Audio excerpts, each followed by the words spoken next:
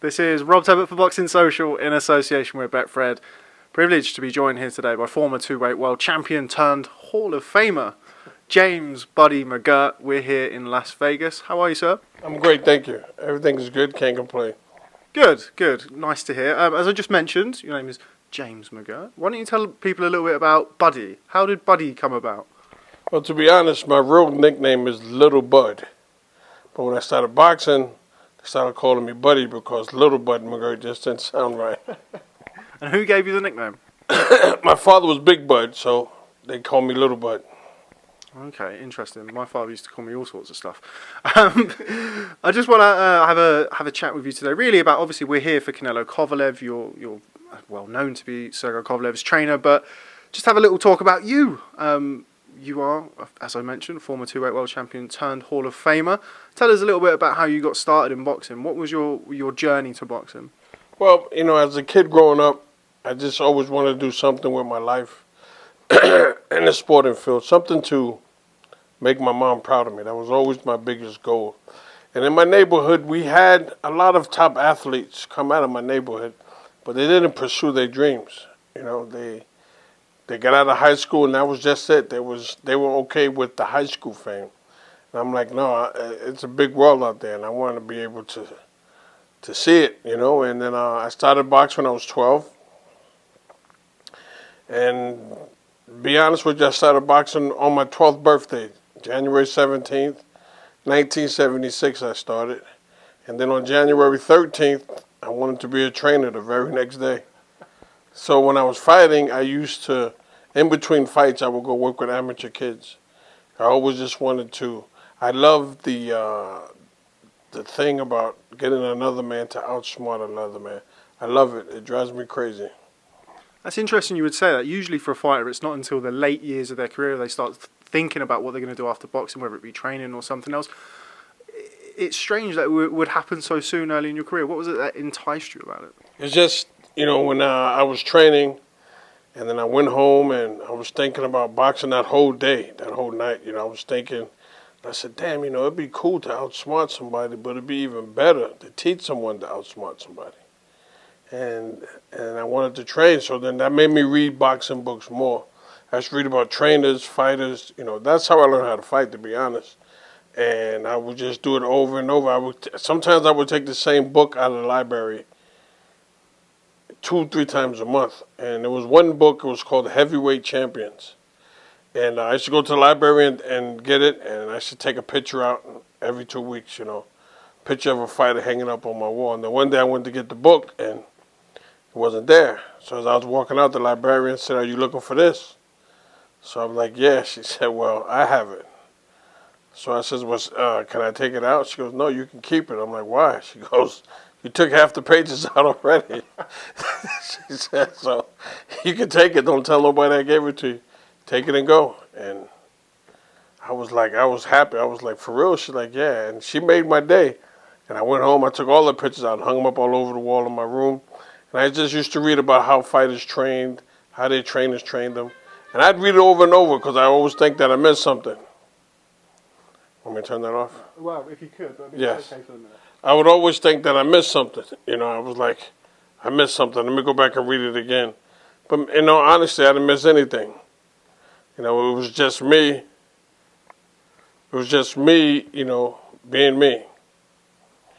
You mentioned your birthday and kind of you starting boxing on your 12th birthday. People may not be familiar with this, but you actually share your birthday with two rather well-known boxing figures. Why don't you tell us about that? Say that again. I share birthdays with Muhammad Ali. And? No, so me and Muhammad Ali have the same birthday. Michelle Obama. Steve Harvey. Customato. That's the one I was getting at. I know. Yeah, not Michelle Obama, but yeah, Customato, yeah. And Tommy Burns. Okay, yeah. Former heavyweight champ. Yeah, back in the day. Yes. So that's quite strange that you would have that you'd share a birthday with Muhammad Ali and Customato, and yet you'd be so entwined with boxing, and not just boxing, but also teaching fighters, which obviously Customato was a legendary boxing trainer. Well, I affiliate myself with Muhammad Ali because, I don't affiliate, let me rephrase that. I'm happy I got the same birthday as him because he was just a big inspiration, not only in the ring, but outside the ring. And I don't think there'll never be an athlete like him that sacrificed and gave up so much for a belief. And he gave up money, everything, his fame. He didn't care. I mean, so you got to respect him for that. It must have made you proud growing up, having the same birthday as Muhammad Ali, particularly somebody who Oh, ventured into I used boxing. to brag. I used to brag. I got the same birthday as him. I tried to fight like him, but that lasted maybe 2 days. When was it in your journey in boxing where you decided, okay, I can really do this, I can take this seriously? When I was 13, I was sparring a kid, and he was bigger than me. And he couldn't touch me with a 10-foot pole. And an old guy was in the gym. He goes, I'm going to call you Bo Jack from now on. And I went home and looked up Bo Jack and read about Bo Jack, and you know what I mean? And I'm like, this is it, you know. You feel good as a kid when a man says, I'm going to call you this champ's name, you know what I mean? I mean, that's a great feeling. And after that, the rest is history. You mentioned your mother. You did an article with a dear friend of mine, also Boxing Social staff writer, Craig Scott. Tell us about how a pair of underwear shaped your future. She took me shopping. No, I went with her shopping. Let me rephrase that. And she bought stuff for my brother to go on a field trip. And she bought herself a pair of panties and bra to wear to work. My mother worked nights. And when we got to the counter, she didn't have enough money. So she put back her bra and panties. So my brother could have enough to go on his field trip. And then she went home and she washed out her bra and panties, hung them up in the bathroom. And I said, nah, I can't let my mom do that. So when I became champ, I went to a major department store and I spent like $2,000 on bras and panties and went home and threw it in the bed. And she's like, what the hell you doing, boy? I said, you can change your underwear every day, twice a day if you want. And she was just like, you're sick. And I told her the story. She thought I forgot. But when this happened, be honest with you, I was like 8 years old. And I always remembered it. And when I won my first title, I was 24. So once I got that money, I was like, yeah, I'm going. And my sister was like, what are you doing? I said, just don't worry about it. I was just take them, throw them in the bag. And I put them on the counter. And the lady at the counter looked at me like, is there a party or something? I said, oh, this is for my mom. It's a long story. So it was a great feeling to be able to do that. What did your mum say? She told me I was a nut. She said, you punch drunk already. You talk about winning your first title. What was that like? A lot of fighters, well, to be fair, some fighters say it was everything they ever fought. Other fighters, they say it leaves them a little bit empty. They've achieved a goal over a certain period of time, and then after they get there, it's never quite the same. What was it like for you? It was a dream come true. The first time I won the title, I really didn't enjoy it as much because I came right back and fought right away. Then I lost my title, my second title defense. I lost it the same year. The second time I won the title, I was smart. I sat back and enjoyed it. All the hard work that I put in, and I just wanted to sit back and just enjoy being champion. Now, a name that you're linked with or have been linked with throughout your professional boxing career is unfortunately in two very, very close losses to Whitaker. Pernell Whitaker is somebody, unfortunately, we lost this year. What was it like to share the ring with Pernell, and your memories of the fights looking back? Listen, it was great. The first time we fought in Madison Square Garden, everybody was there. Even Dustin Hoffman was there, And it was just a great feeling. I lost a close decision, but, he was the better man that night. The second time, he beat the hell out of me. I ain't going to lie. I'm not going to make no excuses. He beat me like I stole something in the rematch. How good was he, and what do you remember of him in those fights, other than the fact that he beat you like you stole something? He was just very, very... He could fight. He was very smart. And he had one of the best trainers in boxing, Georgie Benton. So I wasn't only fighting Pernell, I was fighting Georgie. So that shit was like double trouble. That was double trouble, so fighting both of them. He realistically has one legitimate loss on his record, and that's when he fought Trinidad. But it was way past the rest of them, man, let's face it, so he was definitely, now he was a great fighter, You know what I mean? He can do it all, man. He'll sit in the pocket and make you miss, make you pay. He didn't have to do all the other stuff, run away. He'd sit right there, make you miss, make you pay. You know what I mean? He was something. You mentioned Georgie Benton, legendary Philadelphia trainer. That era really was a golden era of trainers. You've got Georgie Benton, Eddie Futch, Bill Miller, and you could keep going on and on and on. How do you compare those guys with where we are currently with regards to trainers in the sport? Those guys were not only trainers, they were teachers. I mean, you don't have no teachers today. You know, today, most of these guys figure if a guy can hold mitts, he's a trainer. Well, I could teach my grandson how to hold mitts, you know what I mean? Can you teach a fighter how to deal with certain things or do certain things or how to handle certain situations? You don't have that today. What kind of trainer would you say you are? I would say I'm more of a teacher. Because a lot of people look at me and say, you got crazy ways, you know what I mean? You know, some guys, they box, 400 rounds. I'm like, no, you don't need all that. Your body's not built for that. Yes, you spar, yeah. But you don't got to kill yourself. You don't got to leave it in the gym. You know what I mean? When I was fighting, we sparred every day. 5, sometimes 6 days a week. A lot of us are paying the price for it now, but that's what we did. You know what I mean? So it's not always about the sparring unless you're learning something. If a guy hits the mitts, I say, okay, tell me what you just learned. They look at me. What did you just learn? You hit the mitts with that guy, all fancy. They all look good, but what did you learn? They can't say. It's the best choreography in the world since Thriller. Now, if you use the mitts to teach a guy, then that's a whole different ballgame. But they don't do that today. Who was the biggest influence on your boxing career outside of your mother? The biggest influence, wow. Oh wow, that's my brother. My brother, God bless him. My brother he just knew I was going to be a champion, and he made all his friends in the neighborhood understand that if they saw me in an area where I had no business, to send me home. So if I was hanging out in the park somewhere where there was a DJ, and I was 14, 15, my brother's friends would be like, what are you doing here? And I'd be like, I'm hanging out. Does your brother know you're here? I'd say, no. So well, you got to get out of here. You can't stay here.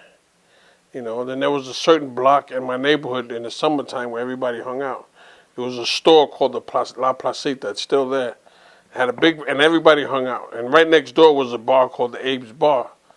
So everybody used to hang out at the Placita in the summertime. You know, the pimps, the drug dealers, everybody just hung out just to be there. That's where all the women were. And my brother would come to me and say, you got 5 minutes to get the hell out of here. And my friends would be like, what are you going to do? I'm like, shh, that meant 2 minutes. I'm out. And I would leave, you know what I mean? I used to be mad at him. But as I got older, I realized why he was doing that. Buddy McGIRT, better trainer or fighter? I can't answer that. I got to let the fans answer that. Okay, what comes more naturally to you? I mean, obviously we said at the start of the interview that you were already talking about training one day into your fighting career, but what came more naturally to you, fighting or the training? Fighting. You know what I mean? Because training, I had to get adjusted to that everyone can't fight like me. And some guys are going to be harder to train than others. You mentioned that some guys being harder to train than others. I mean, you've got an extensive list of fighters that you've coached, fighters that you've trained to world titles. A name that will always be linked with yourself is Arturo Gatti, the late, great Arturo Gatti. What was he like in the gym? What was he like as a person? And how proud of you of what you achieved with him? Because you really did change him from the blood and guts warrior that he was to still blood and guts, but more of a boxer. Yeah. Less blood, less guts. Yeah. He was a very smart fighter. I mean, he was smarter than what people gave him credit for. Just that he got, sort of like Sergey, he got caught up in knocking people out, the thrill of the crowd. You can do that, that's so well and good, but when you get to a certain age sometimes, guess what? Everybody ain't going. So you can be smart and get some longevity out of this, or keep doing that and just cut, and take time off your career. Was it easy to do that? Was it easy to get him to change his ways? Because I would do things in the gym, I would make him stay in that ring until he did the way it's supposed to have been done. I would stop the round and start it over again. So I said, either you're going to get it right, or it would be. Sometimes it might take us 10 minutes to get through one round, but he got it. The fights with Mickey Ward. Talk to me about those fights. Listen, the fights itself spoke for itself. There's nothing you can say. This just the heart and determination of both men. In all 3 fights was unbelievable. Was it the game plan going in to have a war with Mickey Ward? It doesn't seem like a good idea with somebody as tough as him. First fight was every fight was to box, but the second fight, the first fight it was my second fight with him, and he had he beat Teron Millette, then he took time off, so he went into the fight with Mickey, not really back physically, mentally yeah, but not physically. And when we got ready for the rematch, he says, I got to get on the road more. Because he's running on a treadmill. I'm like, man, the hell with that treadmill. Hit the road. And he goes, I'm going to hit the road for this one, coach. And he did, and you saw what happened. What's the difference? Forgive me, or you can look at me, I'm not somebody who runs a lot. What's the difference between treadmill running and running on the road? Because in the treadmill, you can control the speed. There's nothing, to me, I know I'm an old school guy. There's nothing like being out there on that road. Hitting that road, and you got that air. You running, you shadow boxing, you focusing. It's just different. I can't explain. It's just really different. Talk to me about retirement. How easy or how difficult was it for you to walk away from the sport as a fighter? The hardest thing I've ever had to do in my life. I can honestly tell you that. I was in Colorado Springs training for a fight, and before I left and got on the plane, my wife says, "You're being selfish." She says, "I think you not thinking. I don't think you should be fighting anymore." She goes, "You're not the same. You don't train the same." But I said, "Look, that's $100,000 they're offering. I got to take that $100,000." So I got to Colorado Springs, and started that Monday. I started doing my road work, and I looked at my watch, and it was 7:30. And I'm like, I stopped. I'm like, my wife is right. Because normally at 7:30, on a normal day, at 7:30 I was getting ready to go to breakfast at 8. Here it is 7:30, I'm just starting my road work. So I got on the plane, and I had two of my friends. I said, "Oh, you guys coming? I'm leaving." And I had an apartment in Colorado. They says, "You'll be back." I said, "I'm not coming back." I left my clothes, I left everything. I said, "I'm out, man, I'm going home." That was the longest plane ride of my life, because I'm on the plane going home and I'm thinking, what the hell am I going to do? I got a family I got to take care of. I went through all the money. What am I going to do? I had kids, my wife, mortgage, child support for my other kids, car payments. I said, the money that I have saved is going to be going quick. So I'm like, what are you going to do, buddy? And let me tell you, I just hope that plane would have kept flying forever. Because once I landed in New York, reality, I had to face reality, and getting up that next day. And my wife's like, "Look, we'll figure it out. Don't worry about it." And I'm like, "Nah, it's my job as a man. I got to take care of home." So it was rough, man. It was really, really rough. But I had to apply the same determination that I applied as a fighter. I had to apply it to making another life and going into a different phase of my life. How long did that last? How long did it last, that kind of, I don't want to say depression, but that kind of funk of realising it was over, and then before you were able to take the next step in your life? It lasted, I didn't have time to stay in the funk, if you want to know the truth. It lasted maybe like a month. I didn't have time to stay in it because I had too much responsibilities to be in it. If I didn't have those responsibilities, if I didn't have that drive, then it could have been worse for me, But I'm looking at my family. I'm like, I gotta take care of my family, man. And sitting home, being depressed is not gonna fucking take care of my family. It's not gonna pay the bills. I gotta get here and find a way. And God bless me. It took me a while. I started training. I was making money. I was paying the bills. I said, but I gotta see a little bit more daylight in this tunnel here. You know what I mean? And eventually, by the grace of God, you know, it happened for me. So, but it was if I didn't have training as like something to fall back on, I don't know what the hell I would have done. Because, you know, I tried jobs. People offer me office jobs. I sit in the office and I'm looking, I'm like, this shit ain't for me, man. This is not for me. You know, I tried one job, you know, I had to wear a suit, sometimes a tie. You sit there, you know, and I'm just saying to myself, I can't. Then you got people telling you to do shit and you're looking at them like, man, because, you know, when you're a fighter, you know, you're your own boss. But now you got people telling you to do stuff, and you look at them like, I'm not fucking doing that.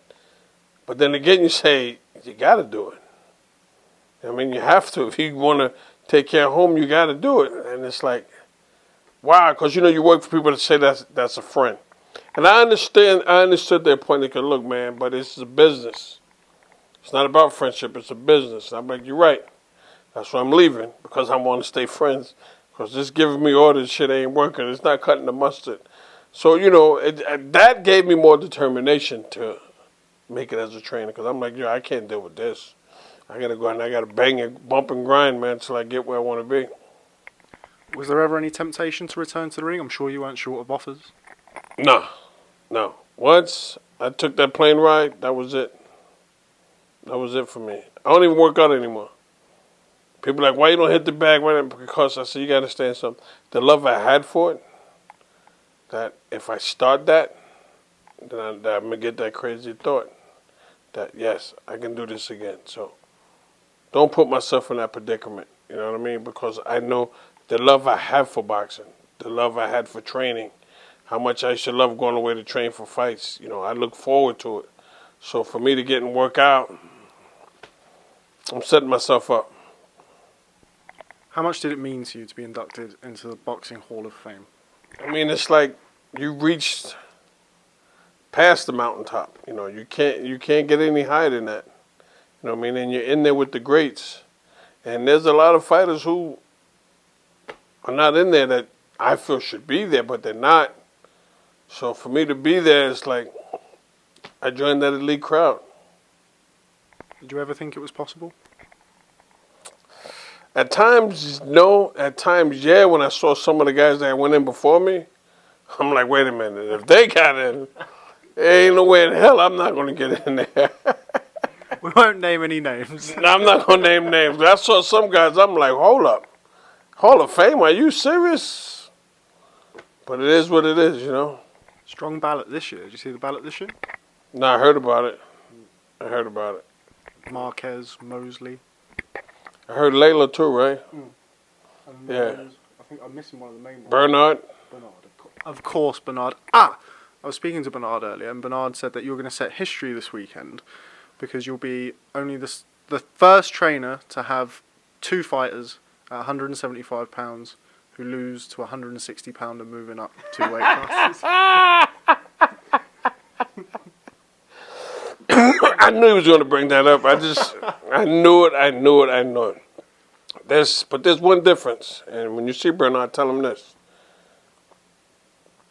One guy's not Bernard Hopkins, and the other guy's not Antonio Tarver. Elaborate on that. There's two totally different type of guys. You know what I mean? As good as Canelo is, he's not in Bernard Hopkins' league at all. I mean, you know that, I know that. So and how does Sergio compare to Antonio Tarver? Two totally different type of fighters. Totally different. You know, Antonio was just different. Antonio was Antonio. How do you keep I mean, I've just followed you through the MGM Grand with people stopping you for photos. People are asking for your picture, asking for your autograph. How do you keep the same zest for boxing? Does that help? I mean, obviously we've had a tragic year this year, as you well know, with Max. Very recently, we also had Patrick Day. Do those things play on your mind, or do you try and rid yourself from thinking about things like that and focus on the positives? Well, I focus on the positive. Max, think about every day. I have pictures on my phone that we had taken during training camp. I still have them. I still got his phone number in my phone. I won't erase it because he's always going to be with me. So to erase that would be like erasing him. So I got to keep it in my phone no matter what. Is that important to you to be able to do that, or is there a part of you that thinks that you may need that closure moving forward, or is it too soon for you to really think about that? You know what?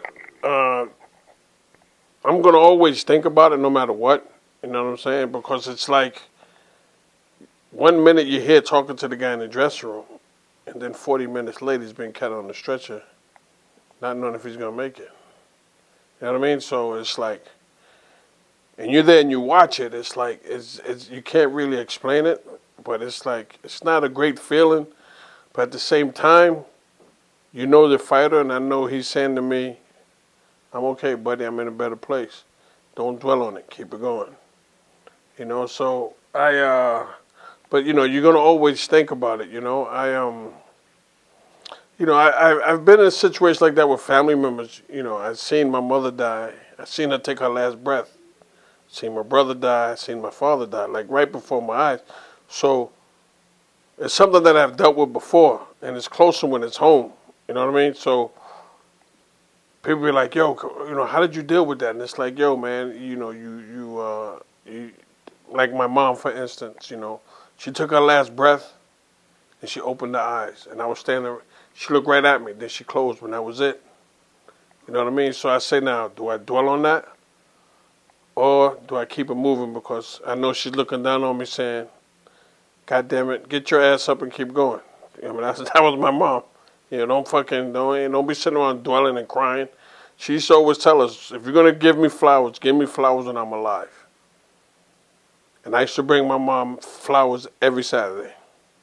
She said, because when I'm dead, I don't want you fucking crying or giving me no goddamn flowers when I'm dead, because I can't do shit with dead flowers if I'm dead. So that's how my mom was. She goes, I don't want you motherfuckers crying over me. If you're going to cry, cry now. She said, because when I die, I don't want y'all crying over me, and I don't want y'all fucking bringing me no flowers to my grave. She says, as a matter of fact, I want to be cremated. So don't give me no goddamn flowers. That's how she was, you know what I mean? My brother was the same way. He said, when I die, man, don't cry. Keep it moving. You know what I mean? So it's crazy, man. But, you know, it's things like that that prepare you for certain situations like that. They sit back and you think, and then you're like, okay, how do I handle this? And I know it's easier said than done, but you have to figure it out. If not, you'll go crazy. You know what I mean? The final one on Max, because I do appreciate this very, very soon after the event. I do appreciate your openness and your honesty in talking about it. Is that what kind of motivates you to carry on going forward in a way? Or was there ever a time after that happened where you considered your future in the sport? Or is it... No, because I knew that it comes with the territory, unfortunately. And you ask yourself, should I have stopped it in this round or that round? And then you say, well, would it have made a difference? You know what I mean? So it says, okay, buddy, just study your fighters more. So I studied my guys more, and I watched them more.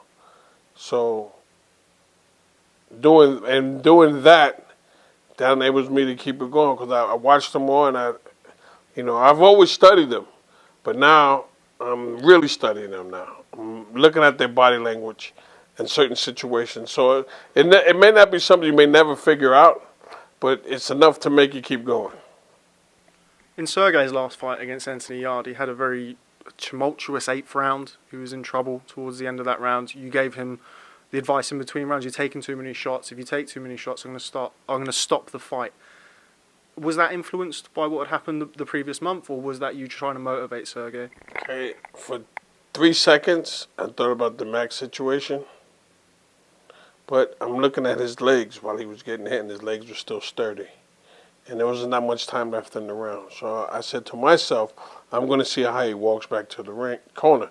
If he's swaying and staggering, that's it.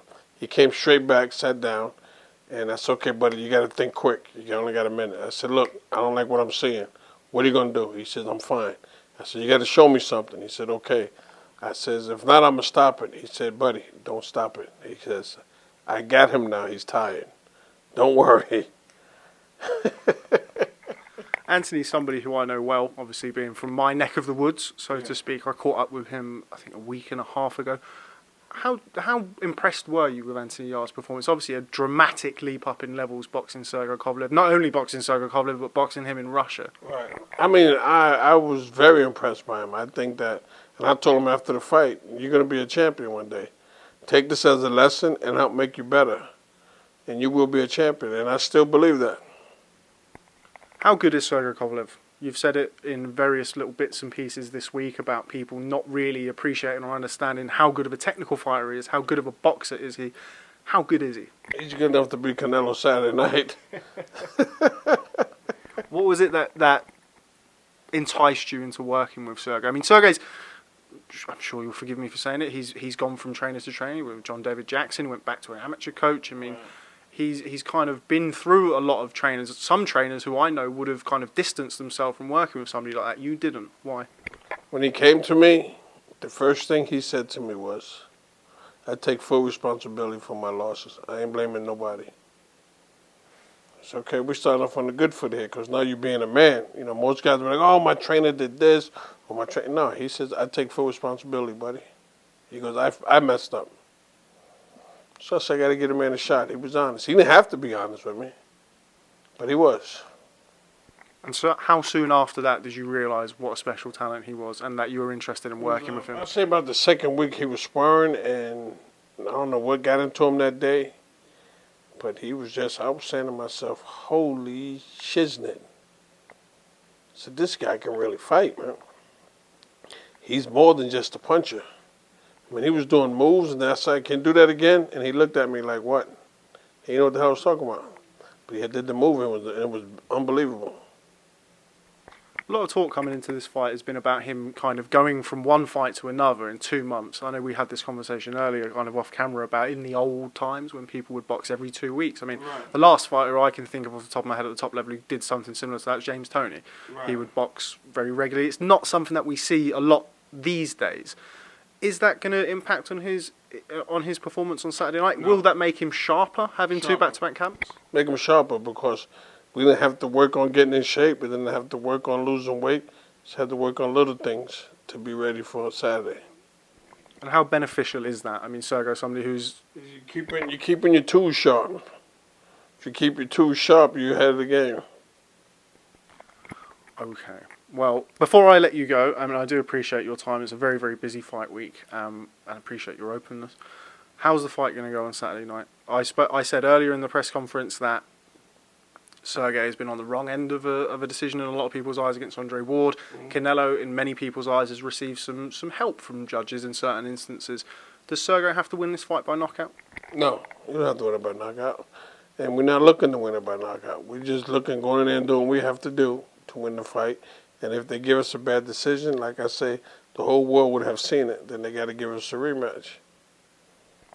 Okay. Well, James Buddy McGIRT, this has been a real pleasure. Thanks very much for speaking to Boxing Social. I'm going to let you go now and hopefully catch up with you soon. You got it. Thank you. Thank you, man.